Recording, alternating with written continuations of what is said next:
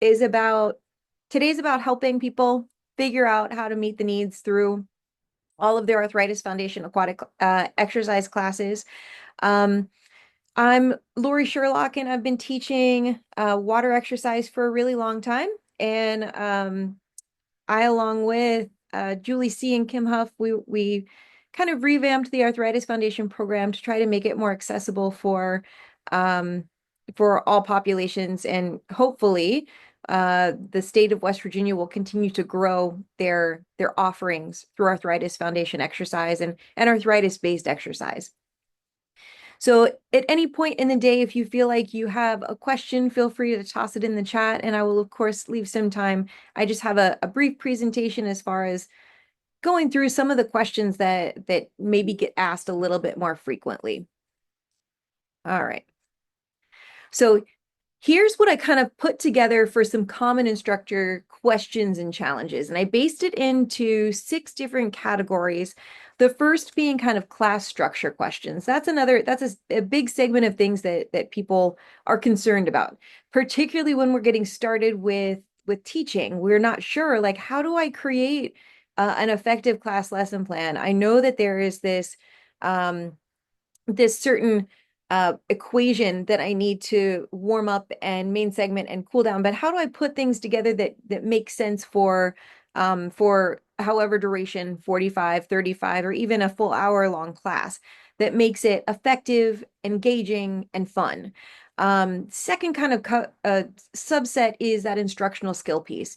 So how do I develop strong cueing and instructional skills? And this is one that I think a lot of new instructors are challenged with. How do I do this in a way that maybe I feel comfortable with and my class feels comfortable with? And how do I meet everybody where they currently are and where they want to be? The next one is one of my favorites, which is motivation. When I was first learning how to be an effective instructor, one of my co-teachers was like, I want you to go home and write down as many ways as you can to say go or work harder. So thinking about how to motivate people, this isn't always the work harder piece in this population. So we need to think about what types of things are we motivating them towards, and then how can we do that again effectively in a way that they understand and it suits them, it fits their needs. Fourth category is community. And this one, a lot of times people don't think this is very important. But when we're talking about getting people to adhere to exercise, particularly when they're in pain, when they're challenged with chronic disorders and diseases, this is a big part of what we do. We want to help people stay engaged, and having a community, building a community within our class is going to help us do that.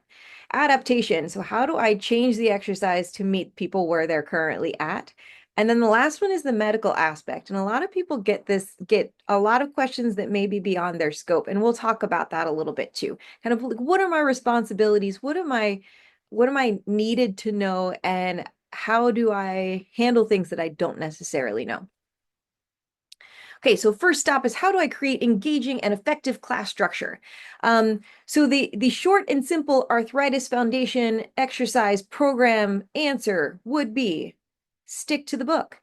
Okay, in the book, you're going to create a 5 to 10 minute warm up. You're going to create a main segment, and you're going to create a 5 to 10 minute cool down. Now, clearly, all of this is based off of what we our class timing, our class needs, and the focus of that class that day.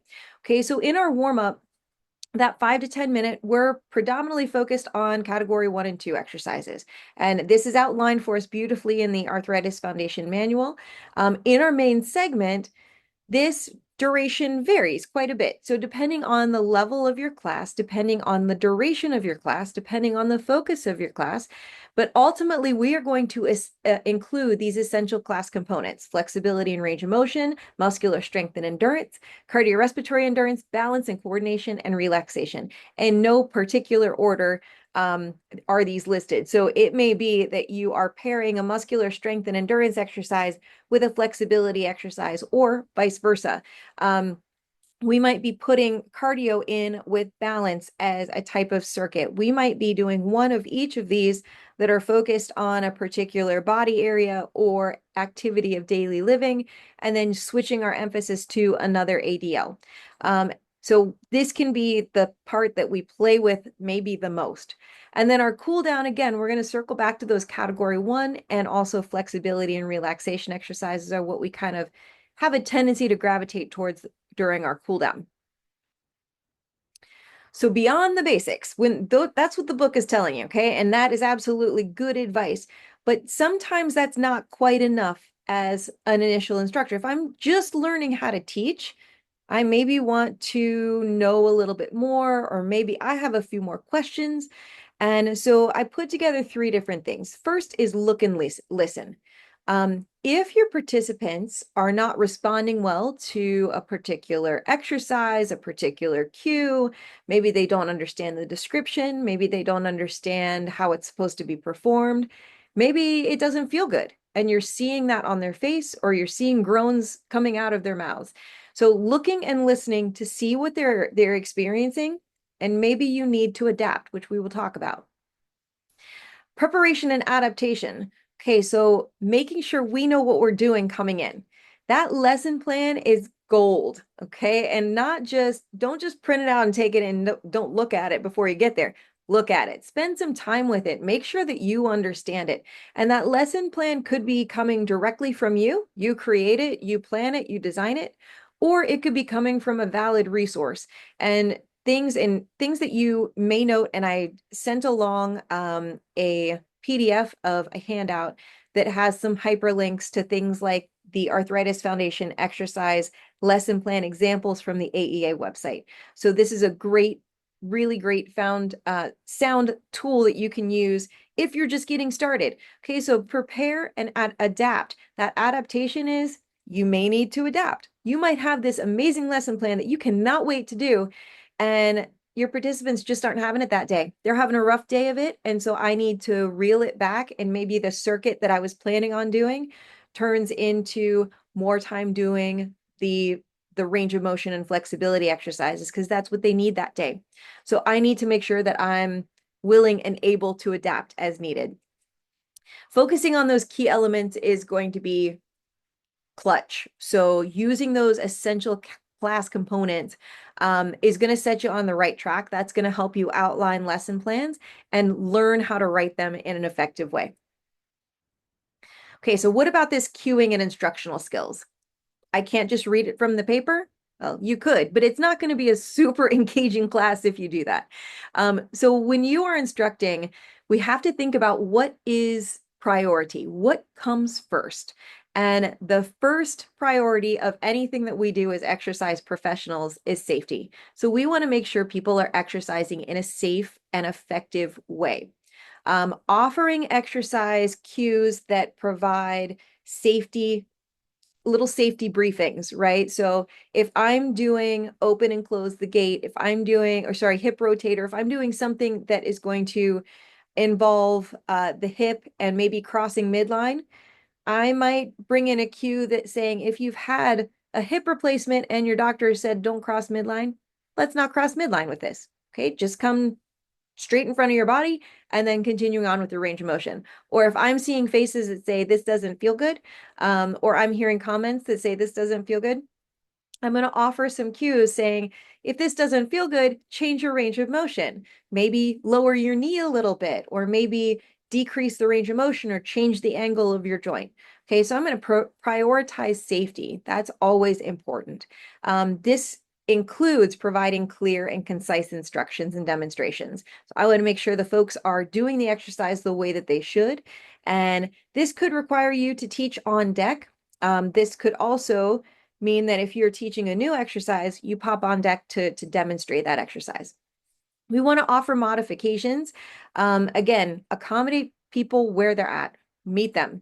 Then they're going to keep coming back because they're like, you know what, that instructor saw that I was struggling or heard that I was struggling, and they helped me figure out how to do it so that I could do it, so that I could be successful. And ask for feedback. Okay. And this is a dangerous one. It can be. Okay. So when you're asking for feedback, you might want to be really specific as far as feedback goes and say, tell me how this exercise class made you feel, or this specific exercise made you feel, or did you like the circuit format? So get some information from your classes on what they liked and maybe what they don't like. So beyond that, first and foremost, practice makes better. I won't say perfect because I've been teaching for years and years and I'm still not the perfect instructor. So everybody is going to react to an instructor differently. And you might be the perfect instructor for a particular person or group of people, but then you step into a new role or a new group and they're like, you are not my person. Okay, so continuing to practice, the better you're going to get. The more you teach, the more feedback you get, the better instructor you're going to become. And one of the things that I think is a fantastic tip is to borrow cues and tips from other instructors. So go and take classes. And if you don't have other classes near you, I would tell you check out what's online. Some of the things that are available to you, and again, I included some of those in the handout that I sent along. Things like Fit Motivation, they have so many different instructors that you can pop on and you can see example classes, and you might borrow a particular cue, or you might borrow a particular way that they are explaining something. And borrowing those cues and those tips can be really valuable in helping you create the persona of the instructor you want to be. And try new things. Okay, that sounds crazy. We want to try new things. So as we're stepping into a new practice of instruction, trying on new formats, trying on new instructional cues, trying on teaching from the water versus teaching on land versus teaching in a chair versus teaching with music or teaching without music. Try new things. All of these things are going to help you grow as an instructor and help you find your voice as an instructor. You're also in that process going to find out what your classes respond to and what they don't respond to. So all of that is valuable information, even if it's that they really don't like a certain thing.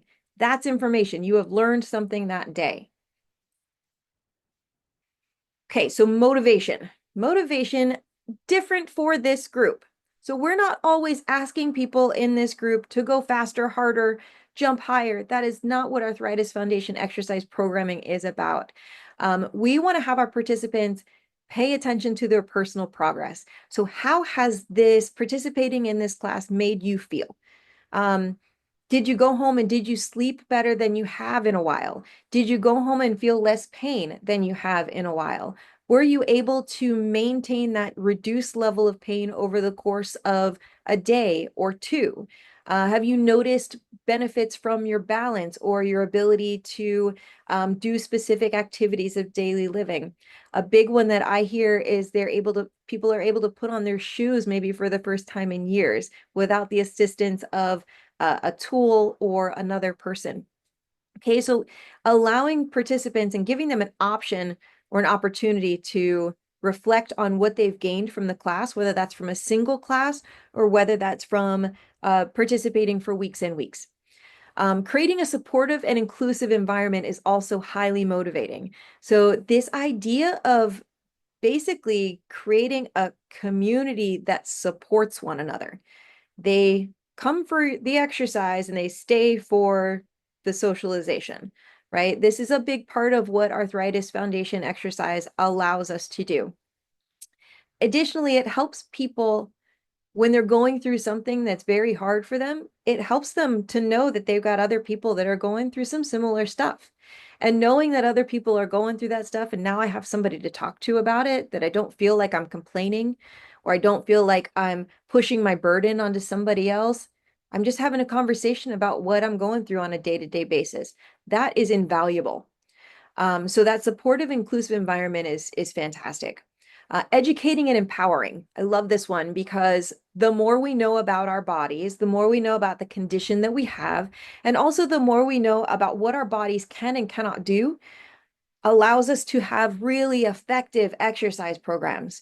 So knowing that yes, you're doing it this way, but my body doesn't feel good doing it that way. And I'm going to empower myself to say, I'm going to shorten up my range of motion, or I'm going to sink myself a little deeper in the water, even without permission to do so from the instructor. So that is a part of things that I teach my clients. As an instructor, you are going to teach them this is how you can adapt an exercise. And literally any exercise can be adapted by doing a few of these things, getting a little deeper in the water, decreasing our range of motion, changing our joint angle slightly. So these are all things that we can empower our participants to do. Further, in Arthritis Foundation exercise programming, we encourage instructors to bring in an educational component. And that educational component might highlight a specific type of arthritis or specific challenge that individuals with arthritis experience. So that is, again, super empowering. Incorporate variety and enjoyment. Not everybody likes the same flavor of ice cream. So give them a whole bunch of different flavors and scoops, right? So when we are providing exercise programs, maybe some people love circuits, great. Have a day where we do circuits. And maybe some people don't love circuits and they like continuous exercise. Awesome. Let's do some continuous exercise. And gosh, there's folks out there that love intervals. Let's do some intervals. So changing it up and adding variety, not just in the exercises in the way they're laid out, but also in the format of the class. Maybe we take a shorter warm up or a shorter cool down and we extend the body of the main segment of the class. Maybe we elongate the warm up or elongate the cool down to build in a higher level of relaxation on a Friday, stepping into a weekend. Whatever we're searching our goals for the class, allow that variety and to have fun. Fun is okay. So beyond the basics of that reflection can be powerful. Study after study show that when people are prompted to reflect on something, they actually learn more about the situation that they were in, the book they read, the experience that they experienced. So providing people the opportunity to do that and giving them something to think about. Okay, so giving them a topic to say, hey, have you guys noticed any differences in swelling in your feet and toes today or over the past few weeks? Because we've been really working on a lot of foot and ankle exercises. Atmosphere, okay, providing a really positive, happy, enjoyable atmosphere and building that community so people will stay and build fellowship. They're gonna find friendships in these classes. And I see it in every aquatics class that I've literally ever taught. You see these friendships build between you and your participants as well as in between the participants. And it's wonderful. It is wonderful. They lean on each other, they talk to each other, they meet for breakfast or lunch or dinner after class. It's all really positive stuff. So building that so that they don't feel alone and that they feel that they have a community to lean on can be a very powerful thing. Knowing more about the condition, again, bringing in that concept of knowledge, knowing more about what's going on in their body, knowing more about maybe slowing down the progression of what's happening to them, knowing how to change exercises so that they feel more and they can get more out of the program that you're providing. And last but not least, variety is the spice of life. We've all heard that adage, and it definitely is true. Not only am I providing variety so that people may or may not like certain things, and so they get to experience a lot of different things, but those different things, even if we're putting different exercises next to each other to create new combos, those are going to stimulate the body in different ways. Or maybe we're doing something for a little longer or a little shorter. Those are going to stimulate the body in a different way so that we are stimulating it to grow stronger, more coordinated, have a higher level of neurological integration. Okay, whatever we're doing, we're building on to that. We have a purpose, a function with changing and allowing for change in our programs. Okay, so I've been talking about community and how important it is, but how do I do this? Okay, first and foremost, we want to foster a supportive environment. Okay, and if we can do this, and if we can do this alone, the community will probably build itself. Um, Generally speaking, when we allow people to enter an inviting scenario, enter an inviting environment, they will feel more comfortable. And that level of comfort then matriculates into higher level of social engagement. And that higher level of social engagement is then going to promote shared goals. And then that promotion of shared goals is going to create more opportunities for socialization. So this is a very cyclical idea of if we just open the doors and allow for a high level of friendly engagement, a lot of times that community is going to build itself. You may need to bolster that a little bit at the front end of your classes, and that's cool. So maybe give them some talking points. Um, Spending some time focusing on talking about diagnoses, or so like meaning that I have this type of arthritis and these are the kinds of symptoms I have, and allowing people to discuss, yep, that's really common to what I have going on too. Or maybe I bring in a speaker or two, maybe I bring in a physician to give a little talk and say, hey, this is a person who this rheumatologist is an expert on rheumatoid arthritis in the feet and in the hands, and they're going to talk to you a little bit about that today. Or this person is a physical therapist, and gosh, they're really hyper focused on preparing bodies for getting a knee replacement or a hip replacement that have had bad osteoarthritis. So incorporating expert speakers, then you don't even have to do all the legwork of learning more. These expert speakers can then be resources later on for you to call on when you get some questions that you don't feel comfortable answering. Partnering with external groups. So maybe you have an arthritis support group that is already there in your community. Cool. Let's go and chat with them and say, maybe even go as a group. Hey, today we're going to do a little field trip after class at 4 o'clock. This group meets, and we're going to anybody that wants to come, we're going to go as a group.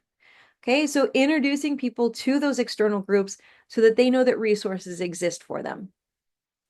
Social events, and this could be, it always seems to revolve around food, but that's a commonality that people love. People love their food. So maybe we do a potluck and everybody gets to bring a dish, or maybe we do something a little different and we do a game night. We have board games or question games, or don't call them icebreakers, but we have a little get to know you socialization pieces that we start to bring that in. And implementing a buddy system. And I do love this one because it exists already. Once you start building a community in your classes, you're going to see this one. You're going to see that Sue and Jenny are buddies, and if Sue's not there, then Jenny's going to call her to find out why she wasn't there, and vice versa. So you'll see this, or they'll come to you and say, hey, Sue hasn't been here in two days. Where is she? Is she okay? You'll see, again, you'll see this starting to happen. But implementing this buddy system is really great. And you can do this by kind of where people are located in the pool. Just like church, everybody has their own pew. So you'll see that this is their spot. And so whoever's standing next to them, let's make them buddies. And maybe they feel comfortable exchanging phone numbers and they can text each other back and forth. Maybe they feel more comfortable with an email, whatever it might be. Bringing in that level of concern and partnering up that friendship can be, again, pretty powerful stuff. Okay, so I've talked about adaptation and how we take the exercises and allow them to meet everybody's needs. And that seems daunting, but in reality, it just takes a few little tweaks. And if those few little tweaks don't work, we give people permission to not do the exercise if it doesn't feel good. That's the simplicity of the Arthritis Foundation program. If it doesn't feel good, we don't do it. So many of the exercises in the book, if we look, it will give you options for little variations or adaptations to make. It may even give you a little heads up with, hey, if somebody's had a hip replacement, they might not be allowed to do this. Or if somebody's had this done, make sure you queue for this. Okay, so you might already see this in your book as available information. That's cool information to add into your lesson plan. So you can put that in your lesson plan like, hey, I'm going to provide this cue. But simply, we want to think regression or progression. All right, so ultimately, I like to start with maybe the most simple version of the exercise and then start adding on and adding on and adding on, giving people permission to, hey, we're going to start here. If this feels really good and you're feeling confident with this movement and it feels good in your body, let's add this. If it doesn't, stay here. Okay, so giving people the opportunity to progress through the exercise as you take them through that journey, whether that's with range of motion, whether that's holding on to a noodle or not holding on to a noodle for support, whether that's increasing intensity a little bit, using surface area, using range of motion and or force, or whether that's changing water depth. Okay, so all of these things are ways that we may choose to progress to make things harder or regress to make things easier. Further, if we're keeping our eyes out and we're looking and we're listening to our participants, we might see that maybe somebody needs to take a step back, and we give that cue to the whole group. Hey, if you're having a hard time finding your balance, maybe grab a noodle. That's going to help with some stability. Okay, so giving people some cues and providing it to the whole class can be really helpful. Going to bring back that educate and empower. Give people the knowledge and the understanding that if they need to change an exercise, they can. They're allowed. They don't need to do exactly what you're doing or exactly what Sue is doing. Okay, so all of these people are allowed to exercise the way that their bodies feel good exercising. And that's what we're looking for here. We want people to push to a place where maybe they're a little uncomfortable, but that uncomfort is going to be in a higher level of breathing. That uncomfort is going to be a higher level of muscle strain. Okay. So, like, we're going to feel it in our muscles. We're not going to feel it in our joints. If it doesn't feel good, if it's causing pain, I want you to reel it back and reset, and let's change the exercise as we need to. Explanation and demonstration. So using range of motion, using support, using intensity, show how to adapt exercises. As the instructor, these are a big portion of what we do as far as providing cues and providing instruction on how to effectively create or perform exercise and create adaptations. And then little changes. One of the little changes I love is to ask people to turn their toes out just a little bit, or turn their toes in just a little bit, or to hold their hands in a different way, or to open or close their shoulder joints in just a little different. By changing these tiny little things, it may allow them to perform the exercise otherwise unchanged. Okay, so by just changing that angle of the joint just a little bit, maybe we have the foot step forward just a little bit. So these little changes can make a huge difference on the ability of a participant. Okay, the medical needs. I feel like this is one that comes up because oftentimes people that are in Arthritis Foundation exercise programs have a lot of medical needs. Okay, maybe they're coming to your class and they're in wheelchairs and they need a chairlift to get in, and they get in the water and now they can move freely. Maybe they're coming in with walkers. Maybe they're on a whole giant list of medications. You don't know all of this stuff. Okay. And you don't need to know all of this stuff. This is a community-based class. What you need to know is that exercise can help anyone. And we as instructors are equipped to alter the level of support, alter the exercise so that it fits everybody's needs. So yes, we need to be knowledgeable on arthritis. And in the book, we've got a whole lot of different forms of arthritis that provide that there's a lot of information on. And don't stop there. Feel free to keep digging. But your knowledge and your resources, your knowledge is, let's say, limited as far as what we know at present, particularly when we're first starting out about arthritis. But our resources are there for us to lean on. So maybe we had some physicians come in and chat. We're going to use those physicians, those PTs, those OTs, those exercise physiologists, those people that have extended training as our resources. Hey, you should talk to so-and-so because they would know the answer to that question. Hey, you should talk to your physician about that medication question you have because I'm not a doctor and I shouldn't be providing medical advice. So I am instructing with safety in mind. I'm also making sure that I'm not providing advice or recommendations beyond my scope of practice. I'm providing exercise guidance. Okay. And while individuals will absolutely treat this class as a form of treatment for their arthritis, and that's valid because the exercise is a massive mode of treatment for arthritis for many different versions. We are not a medically based uh, program. We are community based. Okay, so let all of that strain lift off your shoulders because you are an exercise professional. And while you can field many questions about exercise and probably many about arthritis specifically, you don't have to know everything. And that in itself is very empowering. We do not need to know everything. We can have other people help us.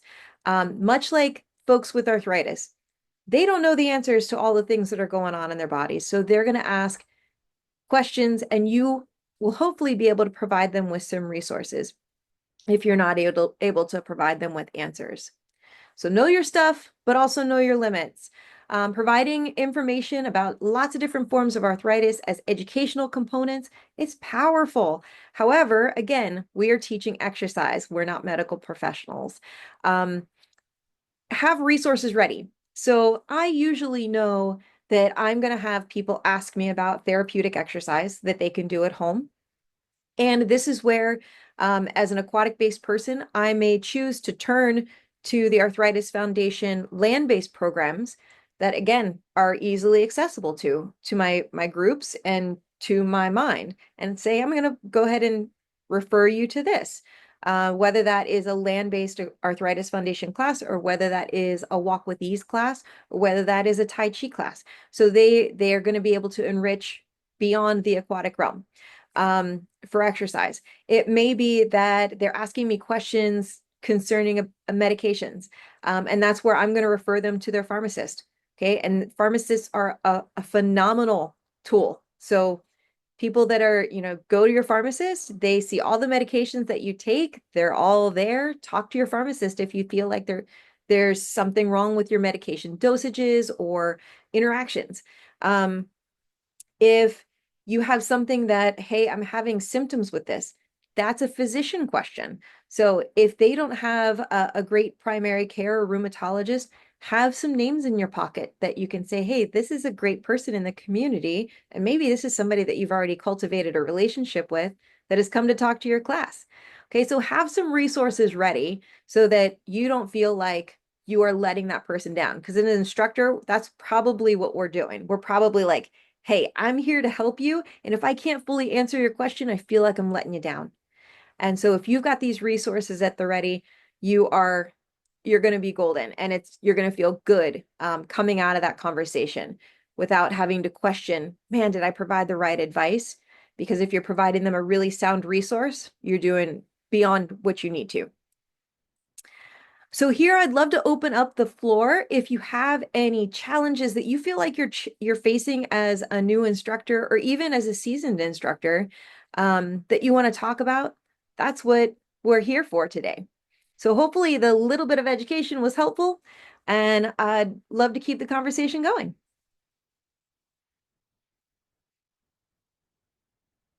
Well, I have one. All right, hit me. I have finished one of my classes. I did an 8-week course, and the last couple of classes that I had, I only had one gentleman join, and he would come without his wife, and he, was very timid and didn't want to try anything new without his wife being there. And I had a really hard time getting him to try some new moves. He just wanted to do things that we had already done in the past. For example, there was something that we were learning. He didn't know this, but we were learning a line dance, but in the water, just to spice some things up. And he was not really willing to try anything new out. He just said he felt uncomfortable, he felt awkward. And we took it slow at first. I thought that's what he needed.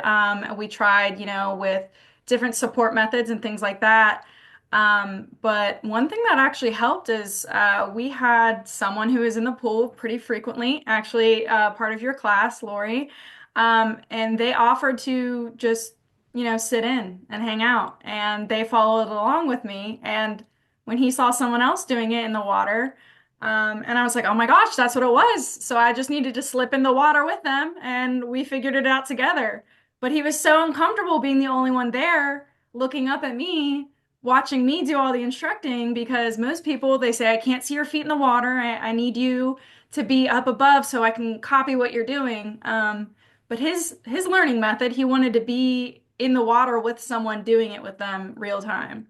So that was something that I like had to learn on my own that I just never would have thought of because at the beginning of my class I tested out in the water versus out the water and most popular consensus was do it out of the water so I can see everything you're doing.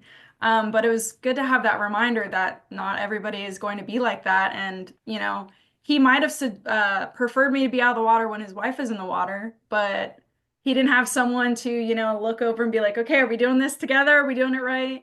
So I thought that was a fun little tidbit that I was taught myself. Yeah, and I think that you're absolutely right that we are offered many a learning opportunity as instructors. And that's a great one. So like it's funny because he wouldn't even tell you that's what he Yeah. needed. Maybe he didn't even know that's what he needed. Yeah. Because his face just lit up when someone else joined, and I was like, oh, okay. He Got felt it. too alone. He Yep. felt like maybe you were going to be judging his hmm line dance I was moves. too focused on him. Yeah. Yeah, that's great.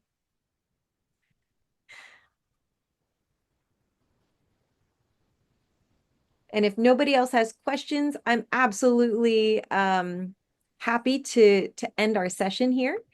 Of course, I will make sure to post this on so that it's available to you.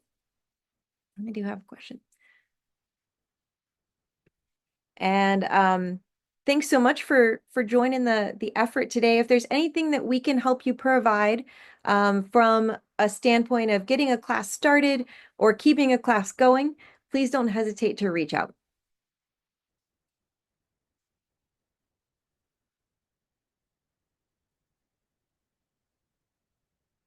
All right. I guess that's our day.